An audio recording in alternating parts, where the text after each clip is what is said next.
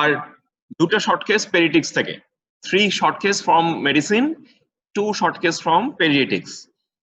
আচ্ছা, এই তিনটার মধ্যে 1 examination should be general examination and 2 other examination.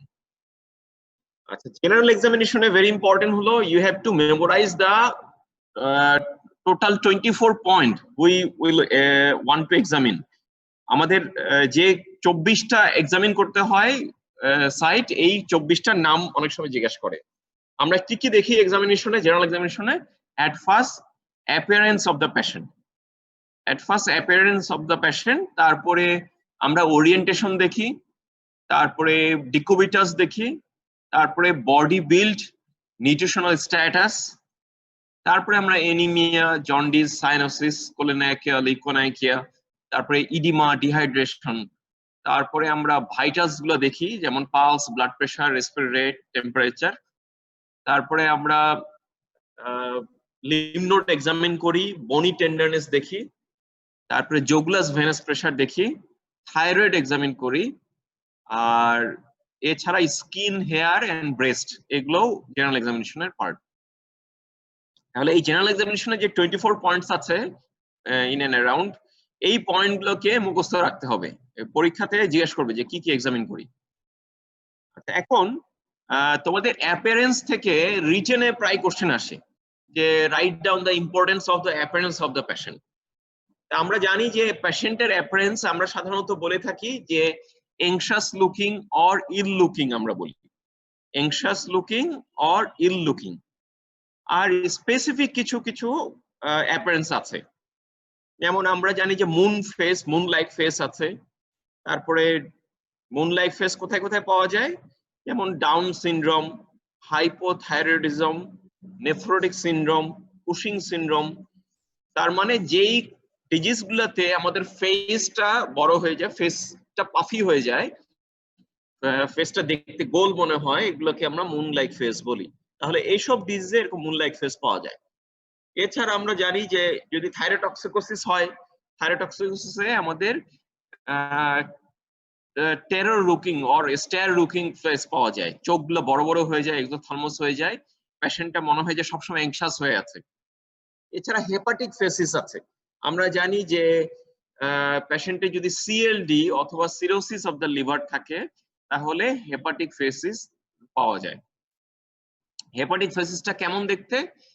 আমরা বলি যে পিঞ্চ নোজ, নাকটা চিকন হয়ে যায়, পিঞ্চ নোজ, হলো চিক, চিকটা হলো হয়ে যায়। তারপরে মাটি কমপ্লেক্সন, কালারটা অনেকটা মাড়ের মতন, মানে মাটি মাটি কালার হয়ে যায়। এছাড়া চোখে জন্ডিস থাকতে পারে, এছাড়া ফিটোর হেপাটিকাস থাকতে পারে। তাহলে একটা হেপাটিক ফেসিসের আমরা এই ফিচারগুলো পেয়ে থাকি। এছাড়া আছে এক্সপ্রেশনলেস ফেস। এক্সপ্রেশনলেস ফেস কোথায় পাওয়া যায়? আমরা জানি যে পার্কিনসন ডিজিজে এক্সপ্রেশনলেস ফেস পাওয়া যায়, in case of Parkinson disease. এছাড়া আমরা জানি যে থ্যালাসেমিক ফেসিস বলে একটা টার্ম আছে, থ্যালাসেমিক ফেসিস। তাহলে দেখো আমাদের অ্যাপিয়ারেন্স থেকে কিন্তু অনেকগুলো পয়েন্ট আসে এবং এগুলো রিটেনে কোশ্চেন আসে, ভাইবাতেও অথবা শর্ট কেসে অনেক সময় জিজ্ঞেস করে যে অ্যাপিয়ারেন্সের ইম্পর্টেন্স কি কি অ্যাপিয়ারেন্স আছে specific.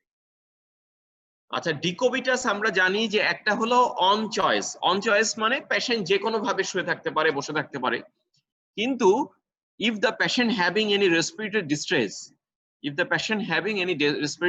the position of the patient should be propped up position. পেশেন্টের যদি শ্বাসকষ্ট থাকে তাহলে পেশেন্ট সাধারণত প্রপড আপ পজিশনে থাকে, তার মানে 45 ডিগ্রি হেড এন্ডটা 45 ডিগ্রি এলিভেট করা থাকে। আচ্ছা, এছাড়া আমরা জানি যে প্যানক্রিয়াটাইটিসের পেশেন্টের মহম্মদী প্রেয়ার পজিশনে থাকে, সে উপর হয়ে থাকে, চিত হয়ে শুয়ে থাকলেই তার পেটে ব্যথা হয়। তাহলে প্যানক্রিয়াটাইটিসের পেশেন্টের মহম্মদী প্রেয়ার পজিশনে থাকে। এছাড়া বোর্ড লাইক রিজিডিটি আছে, যে পেশেন্ট নড়াচড়া করছে না, একদম স্টিভ হয়ে আছে। কখন হয়? পারফোরেশন হলে হয়, নড়াচড়া করলেই তার পেটে ব্যথা হয়, সে স্টিভ হয়ে চুপ করে শুয়ে থাকে। আচ্ছা, তোমাদের ইম্পর্টেন্স হলো এক্সামিনেশনের ক্ষেত্রে বেশি, যেমন এনিমিয়া। তোমাদেরকে এমন হতে পারে যে বলতে পারে যে do the general examination of the patient, তার মানে জেনারেল এক্সামিনেশন পুরোটাই করতে হবে, প্রতিটা পয়েন্ট দেখতে হবে। আবার এমন বলতে পারে do the general examination for anaemia of this patient, শুধু এনিমিয়া এক্সামিন করে দেখাও। তাহলে শুধু এনিমিয়া যদি এক্সামিন করতে দেয় আমরা কোন কোন জায়গা দেখব? একটা হলো lower palpebral conjunctiva, lower palpebral conjunctiva. এছাড়া আমরা টাংটা দেখব, এছাড়া আমরা লিপ দেখি, অ্যাজ এ হোল দেখি ফেসটা কেমন হয়ে আছে, আমরা পামার সারফেস অফ দ্য হ্যান্ড দেখি, নেইল বেড দেখি, এছাড়া সোল অফ দ্য ফুট দেখা যায়। তাহলে যদি বলে examine the anaemia of this patient, তাহলে আমাদেরকে এই সবগুলা জায়গা দেখতে হবে। যদি বলে examine the anaemia of the patient, তাহলে আমাদের এই সব জায়গা দেখতে হবে। আচ্ছা, দেখার পরে আমরা এটাকে ডিসক্রাইব করি শর্ট কেসে। কিভাবে ডিসক্রাইব করি? তোমাকে যদি বলা হয় যে examine the anaemia of the patient, তুমি দেখে যদি বলো যে স্যার পেশেন্ট এনিমিয়া আছে, তাহলে কিন্তু হবে না। আমাকে এক্সামিন করে বলতে হবে, এইভাবে বলতে হবে যে on examination of the anemia of this gentleman or this lady reveal patient having mildly anemic, patient is mildly anemic এভাবে বলা যেতে পারে, বা patient is moderately anemic এতটুকু বলার পরে বলতে হবে as evident by pale lower palpebral conjunctiva, palmar surface of the hand and the nail bed। তাহলে দেখো আমরা ডিসক্রাইব করার সময় শর্ট কেসে কিন্তু একটু ইলাবোরেট করে সুন্দর করে বলি। তাহলে আমি বলবো যে on examination of the anaemia of this young gentleman reveal he is moderately anaemic as evident by pale lower palpebral conjunctiva, তারপরে palmar surface of the hand, তারপরে dorsal surface of the tongue, তারপরে nail bed. কোন কোন জায়গায় আমি দেখলাম, তার মানে আমি স্যারকে বুঝিয়ে দিলাম যে আমি এই জায়গাগুলোতে দেখেছি। আচ্ছা, এরপরে রিলেভেন্ট কোশ্চেন আমাদেরকে করবে শর্ট কেসে। কি ধরনের কোশ্চেন করবে? বলবে যে ডিফাইন এনিমিয়া, ক্লাসিফাই এনিমিয়া, এই কোশ্চেন গুলো করে থাকে। ডিফাইন এনিমিয়া বললে আমরা ফিজিওলজিতে যে ফিজিওলজিতে ওই ডেফিনিশনই বলতে হবে। এরপরে ক্লাসিফাই এনিমিয়া বললে আমাদের কাছে ইম্পর্টেন্ট হলো মরফোলজিক্যাল ক্লাসিফিকেশন।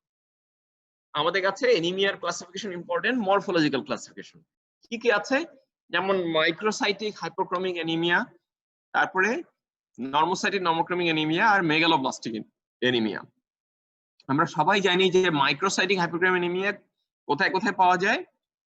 প্রথমত হলো আয়রন ডেফিসিয়েন্সি এনিমিয়া, এরপরে হলো থ্যালাসেমিয়া, তারপরে হলো সিরারোব্লাস্টিক এনিমিয়া। আর নর্মোসাইটিক নর্মোক্রমিক এনিমিয়া কোথায় পাওয়া যায়? একটা হলো আমরা বলি যে এনিমিয়া অফ ক্রনিক ডিসঅর্ডার, যেসব পেশেন্ট ক্রনিক ডিসঅর্ডার থাকে, যেমন রেনাল ফেলোর, সিকেডি, তারপরে রিমাটয়েড আর্থ্রাইটিস, রিমাটোলজিক্যাল প্রবলেম, তাদের এনিমিয়া হয়, এবং এনিমিয়াটা নর্মোসাইটিক নর্মোক্রমিক এনিমিয়া হয়, নর্মোসাইটিক নর্মোক্রমিক এনিমিয়া হয়। এছাড়া মেগালোব্লাস্টিক এনিমিয়া কিসে কিসে পাওয়া যায়?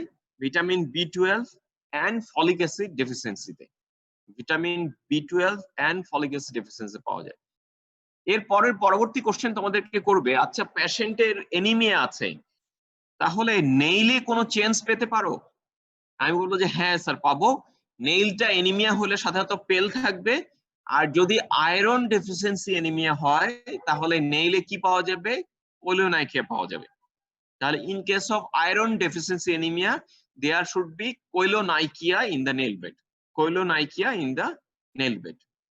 হ্যাঁ, আয়রন ডেফিসিয়েন্সি এনিমিয়াতে কোলিওনাইকিয়া পাওয়া যায়। আচ্ছা, এছাড়া আর কি জিজ্ঞেস করবে যে একটা এনিমিয়ার পেশেন্টের টাঙে যদি আয়রন ডেফিসিয়েন্সি এনিমিয়া হয় তাহলে ফিচার্স অফ গ্লসাইটিস পাওয়া যায়। যদি আয়রন ডেফিসিয়েন্সি এনিমিয়া হয় তাহলে টাঙে আমরা ফিচার্স অফ গ্লসাইটিস পাবো। কি কি ফিচার গ্লসাইটিসের? একটা হলো আমরা বলি যে টাংটা হয়ে যাবে স্মুথ র বিফ টাং, টাঙের প্যাপিলা গুলো অ্যাট্রোফাইড হয়ে যাবে। স্মুথ র বিফ মানে কাঁচা মাংসের মতন স্মুথ হয়ে যাবে, স্মুথ টাং পাওয়া যাবে, এবং প্যাপিলা আর অ্যাট্রোফাইড, টাঙের যে সাদা সাদা প্যাপিলা গুলো আছে এগুলো অ্যাট্রোফাইড হয়ে যাবে। কোথায় পাওয়া যায়? এটা আয়রন ডেফিসিয়েন্সি এনিমিয়াতে পাওয়া যায়।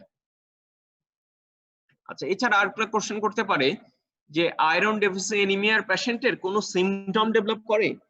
আমরা বলবো যে পেশেন্টের ডিসফেজিয়া হতে পারে। ডিসফেজিয়া পেশেন্টের সলিড খাবার খেতে গেলে বুকের মধ্যে একটু ব্যথা পায়, ডিসফেজিয়া ডেভেলপ করে। এটাকে কি বলা হয়? এটাকে বলা হয় Plummer Vinson syndrome. Iron deficiency এনিমিয়াতে আমাদের ইসোফেগাসের এপিথেলিয়াম গুলোর মধ্যে চেঞ্জ আসে, আমাদের ইসোফেগাসের এপিথেলিয়ামের মধ্যে চেঞ্জ আসে আয়রন ডেফিসিয়েন্সি এনিমিয়াতে, এবং পেশেন্ট ডিগ্লুট করতে গেলে একটা ডিসকমফোর্ট ফিলিং হয়। এটাকে বলা হয় পামার ভিশন সিনড্রোম। এটা পরীক্ষায় জিজ্ঞেস করবে। আচ্ছা, এখন এনিমিয়ার পেশেন্টের যদি বলে যে সিস্টেমিক এক্সামিনেশন করো, কোন সিস্টেমে এক্সামিন করব আমরা এনিমিয়ার পেশেন্টের? আমরা সাধারণত অ্যাবডোমেন এক্সামিন করব। খেয়াল রাখবো যে এনিমিয়ার পেশেন্টের আমরা অ্যাবডোমেন এক্সামিন করি। কেন অ্যাবডোমেন দেখি? একটা এনিমিয়ার পেশেন্টের যদি হেপাটোস্প্লেনোমেগালি পাওয়া যায় তাহলে মনে করব যে এটা কনজেনিটাল হেমোলাইটিক অ্যানিমিয়া হওয়ার সম্ভাবনা আছে, যেমন থ্যালাসেমিয়া। তাহলে এনিমিয়ার পেশেন্টের যদি থ্যালাসেমিয়া হয় তাহলে কি পাওয়া যাবে? হেপাটোস্প্লেনোমেগালি। এনিমিয়া পেশেন্টের থ্যালাসেমিয়া হলে তার পাওয়া যাবে হেপাটোস্প্লেনোমেগালি। আচ্ছা, এছাড়া কোশ্চেন করতে পারে যে একটা পেশেন্টের এনিমিয়া আছে, এনিমিয়ার সাথে যদি মাইল্ড জন্ডিস থাকে তাহলে কি কারণ হতে পারে এই এনিমিয়ার? এনিমিয়া উইথ মাইল্ড জন্ডিস, আমরা প্রথমে চিন্তা করব যে এটা থ্যালাসেমিয়া হতে পারে। আমরা জানি যে থ্যালাসেমিয়াতে হেমোলাইটিক এনিমিয়া হয় এবং হেমোলাইসিসে জন্ডিস ডেভেলপ করে।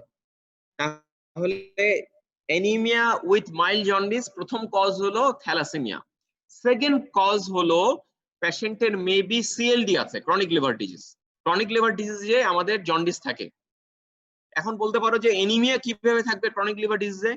আমরা জানি যে ক্রনিক লিভার ডিজিজে ভেরিসেল ব্লিডিং হয়। ক্রনিক লিভার ডিজিজে ভেরিসেল ব্লিডিং হয়, ভেরিসেল ব্লিডিং হলে পেশেন্ট এনিমিক থাকবে। তাহলে দেখো মাইল্ড জন্ডিস উইথ এনিমিয়া দুটা কজ, একটা হলো থ্যালাসেমিয়া আর একটা হলো ক্রনিক লিভার ডিজিজ বা সিএলডি। তাহলে সিএলডি পেশেন্ট যদি বলে যেটা সিএলডি পেশেন্ট যদি হয় তাহলে কি পাবো? তাহলে আমরা স্টিগমাটা অফ ক্রনিক লিভার ডিজিজের যা যা পড়েছিলাম ওগুলা বলবো, যে স্টিগমাটা আমরা ফেসে কি কি পাবো, হ্যান্ডে কি কি পাবো, তারপর অ্যাবডোমেনে কি কি পাবো, এইভাবে বলবো। তাহলে দেখো শর্ট কেসে এনিমিয়া যদি আসে, দেখো রিলেভেন্ট অনেক কোশ্চেন। শর্ট কেসে যদি এনিমিয়া দেয় তাহলে রিলেভেন্ট অনেক কোশ্চেন। এখন আসি সেকেন্ড শর্ট কেস, জন্ডিস। পরীক্ষাতে এরকম বলতে পারে যে examine the jaundice of this patient, examine the jaundice of this patient. আমরা জন্ডিস কোথায় কোথায় দেখি? আপার স্ক্লেরা, আমরা উপরে দেখি আপার স্ক্লেরা, এছাড়া পামার surface of the hand, nail বেডের মধ্যে দেখি, অ্যাজ এ হোল কমপ্লেক্সনে দেখি, under surface of the tongue দেখি, আমরা under surface of the tongue দেখি, এছাড়া সোল অফ দ্য ফুটও দেখা যেতে পারে। তাহলে আবার যদি রিপিট করি, আমরা জন্ডিস কোথায় কোথায় এক্সামিন করি? Upper sclera, upper sclera, under surface of the tongue, as a whole complexion দেখতে পারি, palmar surface of the hand, nail bed, এসব জায়গায় আমরা জন্ডিস দেখতে পারি। আচ্ছা, জন্ডিসের পরবর্তী কোশ্চেন করবে যে define jaundice and classify jaundice. আমরা ডেফিনিশন অফ জন্ডিস জানি, যখন এখানে বিলিরুবিন বেড়ে যায়, আমাদের yellow discolouration of the eye and mucous membrane হয়। আমাদের ফিজিওলজিতে যে জন্ডিসের ডেফিনিশন পড়েছিলাম ওইটাই হবে, ফিজিওলজিতে যে জন্ডিসের ডেফিনিশন ছিল ওটাই হবে। কিন্তু ক্লাসিফাই জন্ডিস বললে আমরা ক্লিনিশিয়ানরা আমরা বলি pre hepatic, hepatic, post hepatic. যদি জন্ডিসের ক্লাসিফিকেশন বলে তাহলে এইভাবে বলবা, প্রি হেপাটিক, হেপাটিক আর হলো পোস্ট হেপাটিক, 3 টাইপ। তাহলে প্রি হেপাটিক, প্রথমে প্রি হেপাটিক, প্রি হেপাটিক মানে কোনগুলো? Haemolytic jaundice. প্রি হেপাটিক মানে হলো হেমোলাইটিক জন্ডিস, যেমন থ্যালাসেমিয়া, তারপরে অ্যাকিউট হেমোলাইসিস, যেমন ম্যালেরিয়াতে হয় অ্যাকিউট হেমোলাইসিস, তারপরে ড্রাগ ইনডিউস হেমোলাইসিস। 3 ধরনের হেমোলাইসিস হতে পারে, একটা হতে পারে কনজেনিটাল হেমোলাইসিস হতে পারে যেমন থ্যালাসেমিয়া, আর হতে পারে অ্যাকিউট হেমোলাইসিস। অ্যাকিউট হেমোলাইসিসের মধ্যে যেমন ডিউ টু ইনফেকশন হতে পারে যেমন ম্যালেরিয়া, এছাড়া ড্রাগ ইনডিউস হতে পারে হেমোলাইসিস। তাহলে এই হেমোলাইসিসের জন্য যে জন্ডিস তাকে আমরা বলি হেমোলাইটিক এনিমিয়া, হেমোলাইটিক জন্ডিস। এরপরে হলো হেপাটিক। হেপাটিক কজ কি কি আছে? যেমন অ্যাকিউট হেপাটাইটিস, ক্রনিক হেপাটাইটিস, তারপরে আছে ড্রাগ ইনডিউস, তারপরে আছে অ্যালকোহল। তাহলে অ্যাকিউট হেপাটাইটিস কিসে কিসে হয়? আমরা জানি অ্যাকিউট ভাইরাল হেপাটাইটিস হতে পারে, যেমন hepatitis A virus, hepatitis E virus, তারপরে ডেঙ্গু ভাইরাস। এখন এই যে কোভিড-19 হচ্ছে, এটাও হেপাটাইটিস করে। তাহলে অ্যাকিউট হেপাটাইটিস হতে পারে ইনফেকশনের জন্য। এছাড়া অ্যালকোহলের জন্য অ্যাকিউট হেপাটাইটিস হতে পারে, এছাড়া ড্রাগ ইনডিউসও হতে পারে। এরপরে আসে ক্রনিক হেপাটাইটিস বা chronic liver disease. Chronic liver disease বা ক্রনিক হেপাটাইটিস কিসে কিসে হয়? যেমন hepatitis B virus infection, hepatitis C virus infection, এগুলোতে হয়। Hepatitis B infection, hepatitis C infection. Hepatitis B infection, hepatitis C infection. আচ্ছা, আমরা এছাড়া পোস্ট হেপাটিক মানেই হলো অবস্ট্রাকটিভ জন্ডিস। পোস্ট হেপাটিক মানেই হলো অবস্ট্রাকটিভ জন্ডিস। তার মানে আমাদের এক্সট্রা হেপাটিক যে বাইলারি চ্যানেল আছে, এখানে অবস্ট্রাকশন কোথায় কমনলি হয়? Common bile duct. কমন বাইল ডাক্টে কেন অবস্ট্রাকশন হতে পারে? কমনেস্ট কজ হলো কোলেডোকোলিথিয়াসিস। কমন কজ কি? কোলেডোকোলিথিয়াসিস। আমাদের কমন বাইল ডাক্টে যদি কোনো স্টোন এসে অবস্ট্রাক্ট করে, আমরা এটাকে বলি কোলেডোকোলিথিয়াসিস। এই স্টোনটা কোথা থেকে আসে? একটা হতে পারে যে কমন বাইল ডাক্টের মধ্যে স্টোন গ্রো করেছে, অথবা আমাদের গল ব্লাডার স্টোন ছিল, যেটা গল ব্লাডার থেকে কমন বাইল ডাক্টে চলে আসছে। এছাড়া কি হতে পারে? Carcinoma of the head of the pancreas, এখানেও জন্ডিস ডেভেলপ করতে পারে। আমরা obstructive jaundice pi carcinoma of the head of the pancreas. এছাড়া হতে পারে পেরি অ্যাম্পুলারি কার্সিনোমাতে হতে পারে, আর কি কারণে অবস্ট্রাকটিভ জন্ডিস ডেভেলপ করতে পারে? Stricture of the common bile duct, this are the commonest cause post hepatic jaundice অথবা অবস্ট্রাকটিভ জন্ডিস। এখন পরীক্ষাতে তোমাকে কোশ্চেন করতে পারে, আচ্ছা এই তিনটা জন্ডিসকে আমরা কিভাবে ডিফারেন্সিয়েট করতে পারি? তিনটা জন্ডিসকে ডিফারেন্সিয়েট করার একটা উপায় হলো হিস্ট্রি, আরেকটা এক্সামিনেশন এবং investigation. History, examination and investigation. প্রথমে হিস্ট্রি থেকে আসি। যদি এটা হেমোলাইটিক জন্ডিস হয়, তাহলে পেশেন্ট একটা হেমোলাইটিক ডিসঅর্ডারের হিস্ট্রি দিতে পারে। যেমন সে বলতে পারে যে আমার বারবার ব্লাড ট্রান্সফিউশন লাগে, আমার থ্যালাসেমিয়া আছে, বা আমার ভাইদেরও এরকম ব্লাড ট্রান্সফিউশন লাগে, এই ধরনের একটা হিস্ট্রি দিতে পারে। অথবা অ্যাকিউট কোনো ইনফেকশন যেমন ম্যালেরিয়া, তারপরে ড্রাগের হিস্ট্রি দিতে পারে।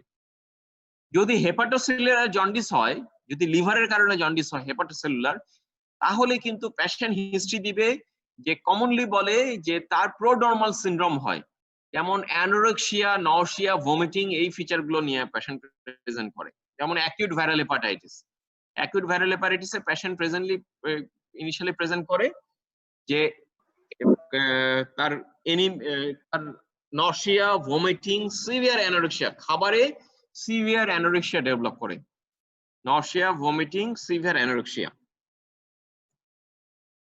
এছাড়া আমি যদি পেশেন্টকে এক্সামিন করি, আচ্ছা এক্সামিনেশন পরে আসি। অবস্ট্রাকটিভ জন্ডিসের পেশেন্ট কি কি নিয়ে প্রেজেন্ট করবে? অবস্ট্রাকটিভ জন্ডিস যদি কোলেডোকোলিথিয়াসিস হয়, প্রথমে পেটে ব্যথার কথা বলবে। পেশেন্ট কি বলবে? পেটে ব্যথা। যখনই কমন বাইল ডাক্টে স্টোন এসে অবস্ট্রাক্ট করবে, সে পেইন অ্যাবডোমিন নিয়ে প্রেজেন্ট করবে। তাহলে কমন বাইল ডাক্টে যদি স্টোন এসে অবস্ট্রাক্ট করে, প্রথমেই হলো পেটে ব্যথা নিয়ে প্রেজেন্ট করবে। আচ্ছা, পেটে ব্যথার ছাড়াও অবস্ট্রাকটিভ জন্ডিসে আর কি কি থাকে? জন্ডিসটা অনেক ডিপ জন্ডিস থাকে, জন্ডিস অনেক বেশি থাকে, মডারেট টু সিভিয়ার জন্ডিস, এবং পেশেন্টের সিভিয়ার ইচিং হয়। অবস্ট্রাকটিভ জন্ডিসে পেশেন্টের সাধারণত সিভিয়ার ইচিং হয়, স্কিনে প্রচন্ড চুলকায়। কেন চুলকায়? স্কিনের মধ্যে বাইল সল্ট ডিপোজিট হয়, এবং এটা ইচিং করে। এছাড়া অস্টাটিজন্সের পেশেন্টের স্টেটোরিয়া ডেভেলপ করে। স্টেটোরিয়া মানে কি? তার একটা পেল কালারের স্টুল হয়। স্টেটোরিয়া হলো পেল কালার স্টুল হয়। তোমাদেরকে পরীক্ষায় স্টেটোরিয়া ডিসক্রাইব করতে বলবে। স্টেটোরিয়ার ডেসক্রিপশনটা কেমন? আমরা বলবো যে পেল, পেল প্রথম পয়েন্টটা হলো পেল, তারপরে অফেন্সিভ, তারপরে বাল্কি, তারপরে frothy stool. Pale, offensive, bulky, frothy stool, float on the toilet, টয়লেটের পানির মধ্যে ভাসে, and difficulty to flush, and difficulty to flush, float on the toilet and difficulty to flush. Hello, sir. হ্যাঁ হ্যাঁ হ্যাঁ 12টায়। হ্যাঁ হ্যাঁ আসবো আমি। হ্যাঁ এই হেপাটোলজি। আচ্ছা ঠিক আছে, আসবো আমরা। আচ্ছা, thank you very much sir. তাহলে স্টেটোরিয়ার ডিসক্রিপশন হলো যে pale, bulky, frothy, offensive stool which float on the toilet and difficulty to flush, কারণ এর মধ্যে ফ্যাট কন্টেন্ট বেশি থাকে। যেহেতু অবস্ট্রাকশন হয়েছে কমন বাইল ডাক্টে, তার ফলে বাইল যেহেতু আসতে পারে না গাটের মধ্যে, এই জন্য ফ্যাটি অ্যাসিডটা বা ফ্যাটটা সে ডাইজেস্ট করতে পারে না। তার ফলে স্টুলের মধ্যে ফ্যাটের কন্টেন্ট বেশি থাকে, এবং ফ্যাট আমরা কি জানি অয়েলি ফ্যাট যে কোনো জায়গায় সারফেসে লেগে থাকে, এই জন্য টয়লেটের মধ্যে সহজে এটা ফ্লাশ হয় না, লেগে থাকে, বারবার ফ্লাশ করতে হয়। তাহলে স্টেটোরিয়ার ডেসক্রিপশন আমাদেরকে এভাবে জিজ্ঞেস করবে। আর এখন যদি আসি যে ইনভেস্টিগেশন কিভাবে করব জন্ডিস ডিফারেন্সিয়েট করার জন্য, যদি এটা প্রি হেপাটিক কজের কারণে হয় তাহলে কি পাওয়া যাবে? হেমোগ্লোবিনটা কম পাওয়া যাবে। আমরা জানি যে হেমোলাইটিক জন্ডিসে হেমোগ্লোবিনটা কম থাকবে। এছাড়া বিলিরুবিন খুব বেশি থাকবে না। সাধারণত বিলিরুবিন 3 বা 4 পর্যন্ত থাকে, খুব বেশি বিলিরুবিন হয় না। হেমোলাইটিক জন্ডিসের বিলিরুবিন খুব বেশি বাড়ে না, মাইল্ড জন্ডিস থাকে। এছাড়া আমরা যদি হেপাটিক এনজাইম গুলো করি, লিভারের এনজাইম গুলো, তাহলে নর্মাল থাকবে। যেমন এএলটি, এএসটি, অ্যালকালাইন ফসফেটেজ, এরা সবাই নরমাল থাকবে in case of haemolytic jaundice. আচ্ছা, আমরা যদি পেশেন্টের হেপাটোসেলুলার জন্ডিস যদি এক্সামিন ইনভেস্টিগেশন করি, তাহলে কি পাওয়া যাবে? বিলিরুবিন বেশি থাকবে, কিন্তু পেশেন্টের হেমোগ্লোবিন নরমাল থাকবে। আমরা জানি হেপাটোসেলুলার জন্ডিসে হেমোগ্লোবিন নরমাল থাকবে, কিন্তু পেশেন্টের লিভার এনজাইম যেমন এএলটি, এএসটি এগুলো অনেক রেজড হবে। এএলটি, এএসটি অনেক রেজড হবে, কিন্তু অ্যালকালাইন ফসফেটেজ মাইল্ড রেজ হবে। আবারও বলি, এএলটি, এএসটি অনেক রেজড হবে। অনেক মানে কত? প্রায় 10 ফোল্ড রাইজ হবে। 10 ফোল্ড কত? নর্মাল ভ্যালু হলো 45 পর্যন্ত, এটাকে 10 দিয়ে গুণ করলে কত আসে? 450। তার মানে পেশেন্টের সাধারণত আমরা মোর দেন 500, 400 এরকম পাই। আর অ্যালকালাইন ফসফেটেজ মাইল্ড রেজ হবে, অ্যালকালাইন ফসফেটেজ মাইল্ড রেজ হবে। কিন্তু এইটাই যদি অবস্ট্রাকটিভ জন্ডিস হয়, in case of obstructive jaundice, alkaline phosphatase will be high raised, alkaline phosphatase অনেক বেশি রেজড হবে, কিন্তু আমাদের এএলটি, এএসটি মাইল্ড রেজড হবে। তাহলে বোঝা গেল যে আমাদের পরীক্ষাতে যদি জিজ্ঞেস করে, ভাইবা বোর্ডে হোক, শর্ট কেসে, যে how will differentiated between the pre hepatic, hepatic, post hepatic jaundice, আমরা এইভাবে বলবো। আমরা এটা পরীক্ষার জন্য সুন্দর করে পয়েন্ট করে একটু লিখে ফেলবো, যেন পরীক্ষাতে জিজ্ঞেস করলে আমরা একবারে বলতে পারি। তাহলে আমরা হিস্ট্রি নেই, এক্সামিন করি এবং ইনভেস্টিগেশন করে ডিফারেন্সিয়েট করতে পারবো। দেখো, জন্ডিস থেকে অনেকগুলো পয়েন্ট। এরপরে জিজ্ঞেস করবে যে আচ্ছা, জন্ডিসের পেশেন্টের কোন সিস্টেমে এক্সামিন করব? আমি বলবো যে স্যার আমি এলিমেন্টারি সিস্টেম বা অ্যাবডোমেন এক্সামিন করব। কেন অ্যাবডোমেন এক্সামিন করব? দেখবো যে কোনো হেপাটোস্প্লেনোমেগালি আছে কিনা। আমরা জানি যদি এটা থ্যালাসেমিয়া হয় তাহলে হেপাটোস্প্লেনোমেগালি পাবো। যদি এটা অ্যাকিউট ভাইরাল হেপাটাইটিস হয় তাহলে আমরা হেপাটোমেগালি পাবো, টেন্ডার হেপাটোমেগালি। যদি এটা সিএলডি হয় তাহলে হেপাটোমেগালি থাকতেও পারে বা নাও থাকতে পারে, কিন্তু সিএলডি পেশেন্টের সাধারণত স্প্লেনোমেগালি পাওয়া যায় পোর্টাল হাইপারটেনশনের জন্য। আর এটা যদি অবস্ট্রাটিক জন্ডিস হয়, অবস্ট্রাটিক জন্ডিসে সাধারণত হেপাটোমেগালি থাকে না, কিন্তু এপিগ্যাস্ট্রিক রিজনে লাম্প পেতে পারি। এপিগ্যাস্ট্রিক রিজনে লাম্প পেতে পারি। কেন লাম্প পেতে পারি? একটা হতে পারে যে carcinoma of the head of the প্যানক্রিয়াসের জন্য লাম্প পাওয়া যেতে পারে, carcinoma of the head of the প্যানক্রিয়াসের জন্য লাম্প পাওয়া যেতে পারে।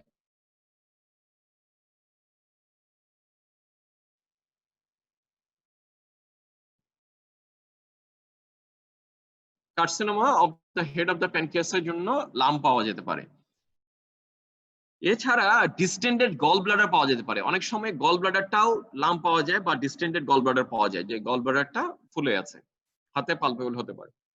আচ্ছা দেখো তাহলে আমাদের এনিমিয়া জন্ডিস থেকে অনেকগুলো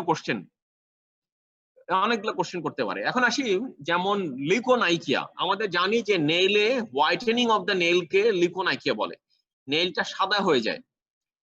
কোথায় এইটা লিউকোনাইকিয়া পাওয়া যায়? প্রথমে আমি বলবো বিকজ অফ হাইপো অ্যালবুমিনেমিয়া, তার মানে অ্যালবুমিন কমে গেলে লিউকোনাইকিয়া হয়। ঠিক আছে, যদি অ্যালবুমিন কমে যায় তাহলে লিউকোনাইকিয়া হয়। এখন অ্যালবুমিন কোথায় কমতে পারে, কি কি ডিজিজে? নাম্বার 1 হলো সিএলডি বা ক্রনিক লিভার ডিজিজ বা সিরোসিস অফ দ্য লিভার। আমরা জানি যে অ্যালবুমিন লিভারে প্রডিউস হয়, তাহলে যদি সিএলডি থাকে লিভারে, ক্রনিক লিভার ডিজিজ যদি থাকে, তাহলে অ্যালবুমিন প্রডিউস হতে পারে না এবং অ্যালবুমিন কম পাওয়া যায়। তাহলে সিএলডি তে আমার অ্যালবুমিন কম থাকবে, সিএলডি তে অ্যালবুমিন কম থাকবে। আচ্ছা, এছাড়া ম্যাল অ্যাবজর্পশন সিনড্রোম, কারো যদি ম্যাল অ্যাবজর্পশন সিনড্রোম হয়, সে খাচ্ছে কিন্তু প্রোটিন লস হচ্ছে, সে খাচ্ছে কিন্তু প্রোটিন লস হয়ে যাচ্ছে, সেখানেও লিউকোনাইকিয়া পাওয়া যেতে পারে। আচ্ছা, এছাড়া আমাদের পাওয়া যেতে পারে যদি পেশেন্টের নেফ্রোটিক সিনড্রোম থাকে। আমরা জানি যে নেফ্রোটিক সিনড্রোমে প্রোটিন লস হয়, নেফ্রোটিক সিনড্রোমে আমাদের প্রোটিন লস হয়, এখানেও আমাদের এরকম প্রোটিন কমে যেতে পারে নেফ্রোটিক সিনড্রোমে। তাহলে লিউকোনাইকিয়া থেকে আমাদেরকে এই কয়টা কোশ্চেন করবে। এখন আসি ক্লাবিং। একটা খুব ইম্পর্টেন্ট এক্সামিনেশন হলো ক্লাবিং। আমাদের এলিভেশন হয়, আমাদের নেইল বেড এবং কিউটিকলের মাঝামাঝি যে অ্যাঙ্গেলটা থাকে, এই অ্যাঙ্গেলটা লস্ট হয় এবং এখানে এলিভেশন হয়। ক্লাবিং এর আমাদের স্টেজ গুলো পরীক্ষাতে অনেক সময় জিজ্ঞেস করে। ক্লাবিং এর স্টেজ গুলো দেখবে যে ম্যাকলোয়েডে দেওয়া আছে, যে প্রথমে অ্যাঙ্গেলটা লস্ট হয়, তারপরে এলিভেশন হয়, তারপরে কনভেক্স আপওয়ার্ড কনভেক্সিটি হয়, তারপরে ড্রামস্টিক অ্যাপিয়ারেন্স হয়। পরীক্ষাতে দেখবে ম্যাকলয়েড বা হাচিসনে ছবি দিয়ে স্টেজ গুলো দেওয়া আছে, এটা পরীক্ষায় জিজ্ঞেস করবে। এরপরে what are the causes of clubbing, পরীক্ষার খুব ভাইটাল কোশ্চেন, খুব পেইড কোশ্চেন, পরীক্ষাতে সবসময় জিজ্ঞেস করে what are the causes of clubbing. Clubbing এর কজ জিজ্ঞেস করলে সবচেয়ে প্রথম কজ আমরা বলবো রেসপিরেটরি কজ। সবচেয়ে প্রথম কজ বলবো রেসপিরেটরি কজ। কি কি রেসপিরেটরি কজ আছে? যেমন নাম্বার 1 হলো ব্রঙ্কোজেনিক কার্সিনোমা, সবার আগে বলবো ব্রঙ্কোজেনিক কার্সিনোমা। এরপরে বলবো যে suppurative lung disease. Suppurative lung disease মানে হলো যেসব ডিজিজে আমাদের লাংয়ে সাপুরেশন হয়, মানে পাস জমে, যেসব কজে লাংয়ে পাস জমে। কি কি আছে? যেমন লাং অ্যাবসেস, ব্রঙ্কিয়েক্টেসিস, এম্পাইমা থোরাসিস। এম্পাইমা থোরাসিস মানে প্লুরাল স্পেসে পাস জমে, এম্পাইমা থোরাসিস মানে প্লুরাল স্পেসে পাস। এছাড়া ইন্টারস্টিশিয়াল লাং ডিজিজেও ক্লাবিং হয়, আইএলডি, ইন্টারস্টিশিয়াল লাং ডিজিজ। তাহলে ক্লাবিং এর কজ কি কি আছে? নাম্বার 1 হলো ব্রঙ্কোজেনিক কার্সিনোমা, নাম্বার 2 হলো সাপোরেটিভ লাং ডিজিজ। কি কি সাপোরেটিভ লাং ডিজিজ আছে? যেমন লাং অ্যাবসেস, ব্রঙ্কেকটেসিস, লাং অ্যাবসেস, ব্রঙ্কেকটেসিস। এছাড়া হলো এম্পাইমা থোরাসিস, লাং অ্যাবসেস, ব্রঙ্কেকটেসিস, এম্পাইমা থোরাসিস। আচ্ছা, এরপরে আসি যে রেসপিরেটরি কজ ছাড়া আর কোন ডিজিজে ক্লাবিং হয়। যেমন কার্ডিয়াক কজ। কার্ডিয়াক কজ কি কি আছে? যেমন cyanotic congenital heart disease. Cyanotic congenital heart disease কি? সায়ানোটিক কনজেনিটাল হার্ট ডিজিজ আছে যেমন টেট্রোলজি of Fallot, ToF, টেট্রোলজি of Fallot. এছাড়া সাবএকিউট ব্যাকটেরিয়াল এন্ডোকার্ডিটিসও ক্লাবিং ডেভেলপ করতে পারে, ব্যাকটেরিয়াল এন্ডোকার্ডিটিসও ক্লাবিং ডেভেলপ করতে পারে। আচ্ছা, এর পরবর্তী হলো অ্যাবডোমিনাল কজ। অ্যাবডোমিনাল কি কজে ক্লাবিং হয়? নাম্বার 1 হলো CLD, chronic liver disease, CLD তে ক্লাবিং হয়। এছাড়া আছে inflammatory bowel disease. Inflammatory bowel disease যেমন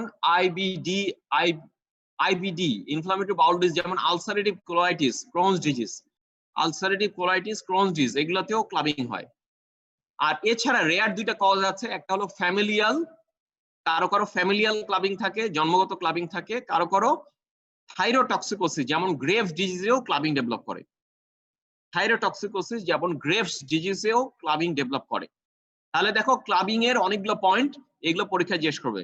পরীক্ষাতে বলবে যে এক্সামিন দা ক্লাবিং। যদি ক্লাবিং এক্সামিন করতে দেয়, আমাদের দুটো এক্সামিনেশন আছে। প্রথমে আমরা অ্যাঙ্গেলটা দেখি, হাতের উপরে রেখে এইভাবে অ্যাঙ্গেলটা দেখি যে অ্যাঙ্গেলটা লস্ট হয়েছে কিনা। তারপরে আমরা এক্সামিনেশনে যাই। এক্সামিনেশন কি কি এক্সামিনেশন আছে? একটা হলো শ্যামরথ উইন্ডো টেস্ট। আমরা এই যে দুইটা থামকে এরকম করলে যদি ক্লাবিং থাকে থামের মধ্যে, দেখবো যে এই মাঝখানে ডায়মন্ড শেপ যে একটা স্পেস আছে, উইন্ডো আছে, এটা লস্ট হয়ে যাবে। এছাড়া অন্যান্য ফিঙ্গারে থাকলে ওখানেও দেখা যায়, অন্যান্য ফিঙ্গারে থাকলে এইভাবে দেখা যায়। আচ্ছা, দ্বিতীয় টেস্ট হলো ফ্লাকচুয়েশন টেস্ট। আমরা জানি যে আমরা নেলটাকে ধরে, আমরা ফিঙ্গারটাকে ধরে এইভাবে ফ্লাকচুয়েশন টেস্ট দেখি। আমরা এইভাবে ধরে ফ্লাকচুয়েশন টেস্ট দেখি। আমাদের যদি এই ফ্লাকচুয়েশন টেস্ট করেও বোঝা যেতে পারে যেটা ক্লাবিং আছে কিনা। তাহলে দেখো ক্লাবিং থেকে অনেকগুলো কোশ্চেন। আচ্ছা, এরপরে আছে হলো আমাদের সাইনোসিস। সাইনোসিসে কমনলি কোশ্চেন জিজ্ঞেস করে যে ডিফাইন সাইনোসিস, ক্লাসিফাই সাইনোসিস। আমরা জানি যে ব্লাডে যখন ডিঅক্সিজেনেটেড ব্লাড বেশি হয়ে যায় তখন সাইনোসিস ডেভেলপ করে, ব্লুইশ ডিসকালারেশন। এবং এটাকে দুভাগে ভাগ করা যায়। কি কি আছে? Central cyanosis, peripheral cyanosis. Central cyanosis, peripheral cyanosis. আমাদের সেন্ট্রাল সাইনোসিস কখন ডেভেলপ করবে?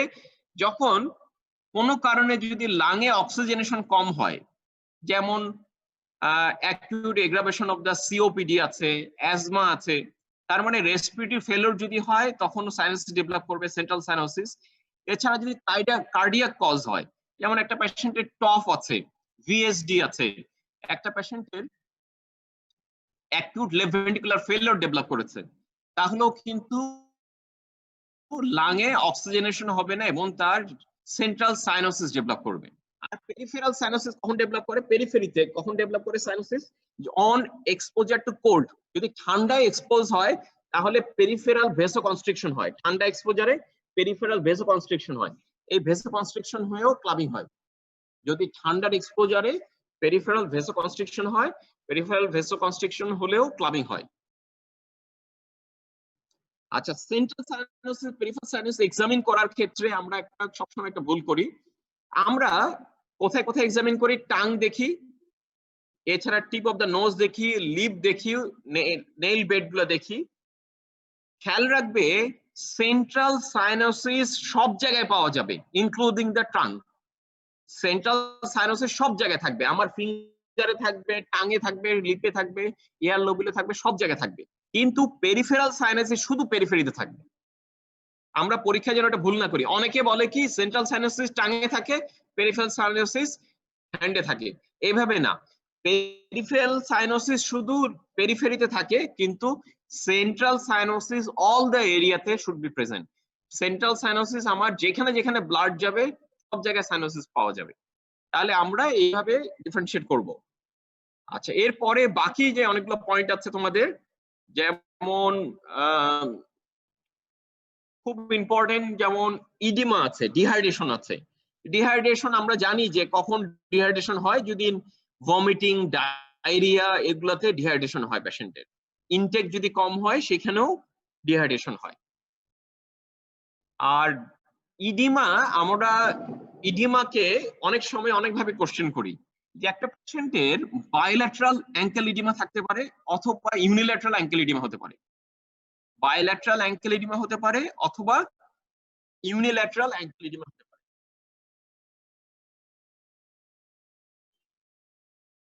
বায়োল্যাটারাল অ্যাঙ্কেল ইডিমার কমন কজ কি কি?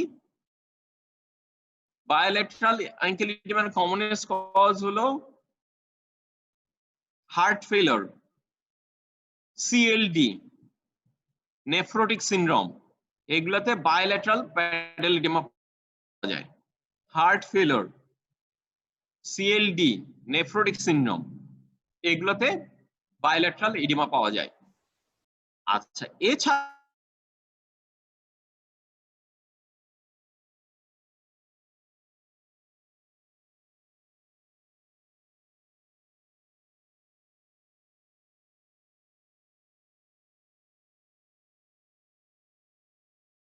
এক পা ইডিমা, একটা হলো ডিভিটি, ডিপ ভেন থ্রম্বোসিস, এছাড়া সেলুলাইটিস, এছাড়া ফাইলেরিয়াসিস, এগুলোতে ইউনিল্যাটারাল ইডিমা হতে পারে। তাহলে ইউনিল্যাটারাল ইডিমা কিসে কিসে হয়? ডিপ ভেন থ্রম্বোসিস, ফাইলেরিয়াসিস, এছাড়া সেলুলাইটিস, এগুলাতে ইউনিল্যাটারাল ইডিমা হয়।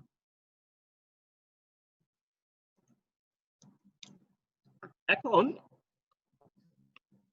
আমাদের আরেকটা যে ক্লাসিফিকেশন আছে, পিটিং, নন পিটিং। পিটিং মানে হলো চাপ দিলে জায়গাটা ডেবে যাবে। আমি যদি ইডিমাতে এরকম চাপ দিই তাহলে জায়গাটা ডিপ্রেসড হয়ে যাবে। খেয়াল রাখবা, নন পিটিং ইডিমা মাত্র দুটা। একটা হলো মিক্সড ইডিমা মানে হাইপোথাইরয়েডিজম, আর একটা হলো লিম্ফেটিক অবস্ট্রাকশন যেমন ফাইলেরিয়াসিস। লিম্ফেটিক অবস্ট্রাকশন বা ফাইলেরিয়াসিস এবং হাইপোথাইরয়েডিজম, এই দুটাতে নন পিটিং ইডিমা হয়, নন পিটিং। বাকি সব ক্ষেত্রে পিটিং ইডিমা হয়। এই দুইটাতে নন পিটিং হয়, বাকি সব কিছুতে পিটিং ইডিমা হয়।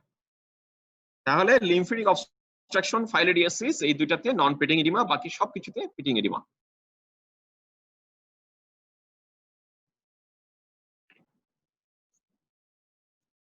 আচ্ছা, তোমাদের লিম্ফ নোড এক্সামিনেশন একটা very important part. Lymph node examination, lymph node এক্সামিনেশনের শুধু লিম্ফ নোড এক্সামিনেশন অনেক সময় এক্সামিন করতে দেয়, এবং এখানে ডেসক্রিপশনটা একটু সুন্দর করে বলতে হয়। আমরা প্রথমে দেখি কি কি লিম্ফ নোডস আছে আমাদের। আমরা কি জানি, আমাদের সামনে কি আছে? সাবমেন্টাল, এরপরে সাবমেন্ডিবুলার, তারপরে যেগুলো ডাইজেস্টিভ আছে, প্রি অরিকুলার আছে কানের সামনে, পোস্টেরিয়র অরিকুলার আছে, পেছনে আছে অক্সিপিটাল, এছাড়া আছে antero cervical chain, posterior cervical chain, এছাড়া সুপ্রা স্ক্যাপুলার, আর আছে স্কেলেনি। এখানে একটা ছোট্ট লিম্ফ নোড থাকে, স্কেলেনি লিম্ফ নোড। হাতে কি আছে? এপিট্রক্লিয়ার। আমরা জানি যে এই জায়গায় একটা এপিট্রক্লিয়ার লিম্ফ নোড থাকে। এছাড়া আমাদের চেস্টের মধ্যে আছে হলো হাইলার লিম্ফ নোড, চেস্টের মধ্যে আছে হাইলার লিম্ফ নোড, এটা এক্সামিন করা যায় না। এরপর অ্যাবডোমেনে আছে হলো প্যারা অ্যাওরটিক লিম্ফ নোডস, অ্যাবডোমেনে আছে প্যারা অ্যাওরটিক লিম্ফ নোডস। আচ্ছা, এরপরে আছে inguinal lymph nodes. Inguinal lymph node আমরা জানি যে দুইটা প্লেনে থাকে, একটা হলো হরিজন্টাল প্লেনে আর ভার্টিক্যাল প্লেনে থাকে, ইনগুইনাল লিম্ফ নোড। লাস্টে হলো পপলিটিয়াল লিম্ফ নোড, লাস্টে হলো পপলিটিয়াল লিম্ফ নোডস। আচ্ছা, লিম্ফ নোড এক্সামিনেশনে আমাকে যখন এক্সামিন দিবে, আমি দেখার পরে আমি দেখবো যে লিম্ফ নোডস কোথায় পাওয়া যাচ্ছে পালপেবল, এবং সাইজটা কেমন। কোথাও লিম্ফ নোড পালপেবল হলেই যে এটা লিম্ফ নোড প্যাথোলজিক্যাল তা কিন্তু না। আমরা জানি আমাদের ইনগুইনাল রিজনে, আমাদের সার্ভাইকাল রিজনে অনেক সময় ছোট ছোট লিম্ফ নোড পাওয়া যায়। কারো যদি ইনগুইনাল রিজনে লিম্ফ নোড সাইজ যদি 2 সেন্টিমিটার বা তার বেশি থাকে, আমরা এটাকে প্যাথোলজিক্যাল ধরি। আর সার্ভাইকাল রিজনে যদি 1 সেন্টিমিটার অর মোর যদি থাকে, এটাকে আমরা প্যাথোলজিক্যাল ধরি। এখন লিম্ফ নোড আমি মনে করি একটা পেশেন্টের দুভাবে পাওয়া যেতে পারে। একটা হতো লোকালাইজড লিম্ফোডেনোপ্যাথি, লোকালাইজড একটা জায়গার মধ্যে লিম্ফ নোড, অথবা জেনারেলাইজড পাওয়া যেতে পারে। লোকালাইজড লিম্ফোডেনোপ্যাথি অথবা জেনারেলাইজড লিম্ফোডেনোপ্যাথি। আচ্ছা, লোকালাইজড মানেই তো বোঝা যাচ্ছে যে একটা সিঙ্গেল এরিয়াতে অনেকগুলো লিম্ফ নোডস আমরা পাবো। কিন্তু জেনারেলাইজড লিম্ফোডেনোপ্যাথি হলো আমরা যদি 2 অর মোর সেপারেট সাইটে যদি লিম্ফ নোডস পাওয়া যায়, non contagious site, 2 or more separate non contagious সাইটে যদি লিম্ফ নোডস পাওয়া যায়, এটাকে আমরা জেনারেলাইজড লিম্ফ নোডস বলি। যেমন সার্ভাইকাল রিজনে কিন্তু সবগুলোকে একটা গ্রুপ ধরা হয়, সার্ভাইকাল রিজনে এগুলো সবগুলো একটার সাথে একটা কানেক্টিং, এই জন্য সার্ভাইকাল রিজনে যে কোনো লিম্ফ নোডস পেলে আমরা একটা গ্রুপ ধরবো। কিন্তু এক্সিলা কিন্তু দুদিকের এক্সিলা আলাদা আলাদা, একটা এক্সিলা একটা গ্রুপ, আরেকটা এক্সিলা আরেকটা গ্রুপ। ঠিক একই রকম অ্যাবডোমেনে পেলে এটা আরেকটা গ্রুপ, ইনগুইনাল রিজনে পেলে আলাদা গ্রুপ। তাহলে কারো যদি দুটা সেপারেট সাইড বা তার বেশি লিম্ফ নোডস পাওয়া যায়, তাকে জেনারেলাইজড লিম্ফোডেনোপ্যাথি বলে। যেমন এমন হতে পারে একজনের সার্ভাইকাল রিজনে আছে আবার এক্সিলাতে আছে, তাহলে আমরা জেনারেলাইজ তখন বলবো। আচ্ছা এখন কথা হলো লোকালাইজড লিম্ফোডেনোপ্যাথির কজ কি কি, জেনারেলাইজড লিম্ফোডেনোপ্যাথির কজ কি কি।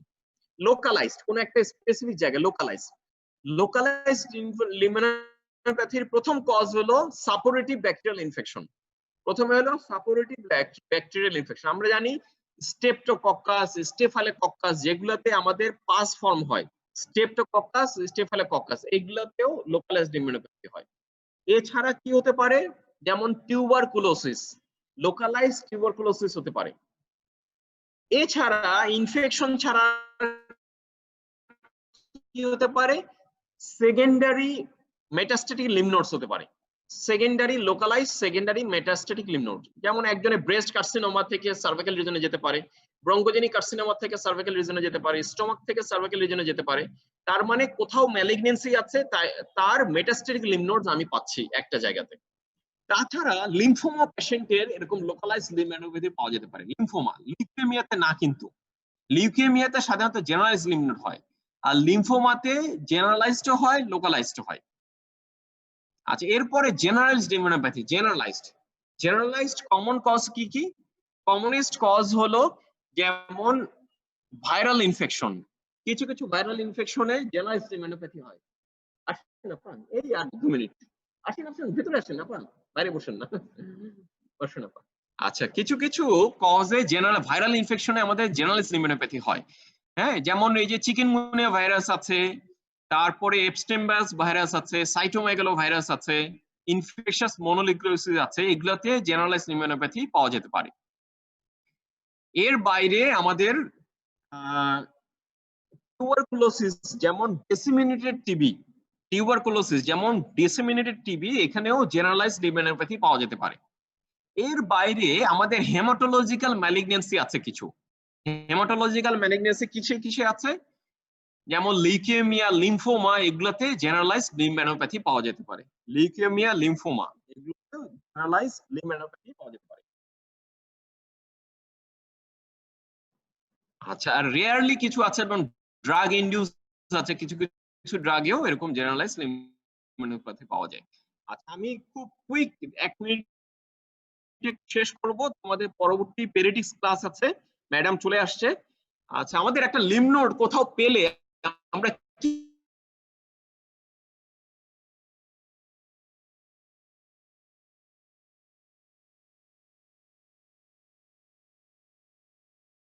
কি কি দেখি লিম্ফ নোড সার্ভে,